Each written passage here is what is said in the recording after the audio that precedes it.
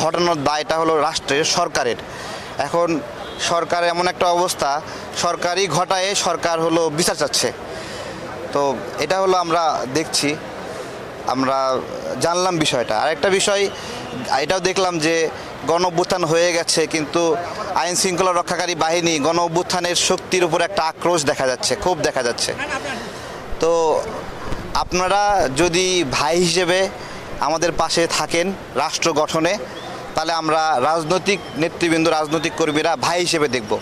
আর যদি মনে করেন আমাদেরকে প্রতিপক্ষ, তাহলে একটা জিনিস মাথায় রাখবেন যে আপনাদের চাবি কিন্তু আমাদের হাতে। ওয়ালটন টেলিভিশন মাত্র 25,490 টাকায় পাচ্ছেন গুগল টিভি। নূর ভাইয়ের সাথে দেখা করলাম, আমাদের সহযোদ্ধা, আমরা একসাথে লড়াই সংগ্রাম করেছি 18 সাল থেকে।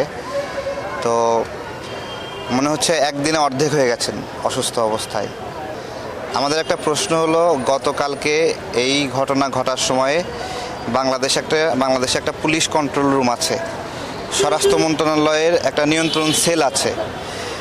ওই কন্ট্রোল রুমে ওই সেলে কারা কারা ছিলেন গতকালকে, এটা হলো আমাদের জিজ্ঞাসা। এবং তারা এই হামলার নির্দেশনা দিয়েছেন কিনা, এবং ওখানে প্রতিনিধি কারা কারা ছিলেন। যেমন গোপালগঞ্জের ঘটনায় আমরা দেখেছি যে ওইখানে 2-3 জন উপদেষ্টা ছিলেন, তারা নির্দেশনা দিয়েছেন কি কি করতে হবে। ঠিক একইভাবে কালকে এই ধরনের নির্দেশনা সেখান থেকে এসেছিল কি না। কারণ একজন সৈনিক, তার নুরুল হক নূরের ওপর কী আক্রোশ, একজন কনস্টেবল, তার নুরুল হক নূরের ওপর কী আক্রোশ, এটা তো হওয়ার কথা না। আর বিষয়টা এরকম না যে কাকতলীয়, যে একটা কেওয়াস চলছে, লাঠিচার্জ করছে, গড়পড়তা সবার উপর মারছে, এইরকম না। এক্স্যাক্টলি টার্গেটটা নুরুল হক নূরের দিকে ছিল। তো এই বিষয়গুলো আপনার হলো কাকতলীয় না, ঘটানো হয়েছে, এবং এই ঘটানোর দায়টা হলো রাষ্ট্রের, সরকারের। এখন সরকার এমন একটা অবস্থা, সরকারই ঘটায়, সরকার হলো বিচার চাচ্ছে। তো এটা হলো আমরা দেখছি, আমরা জানলাম বিষয়টা। আরেকটা বিষয় এটাও দেখলাম যে গণ অভ্যুত্থান হয়ে গেছে, কিন্তু আইন শৃঙ্খলা রক্ষাকারী বাহিনী গণ অভ্যুত্থানের শক্তির উপর একটা আক্রোশ দেখা যাচ্ছে, ক্ষোভ দেখা যাচ্ছে।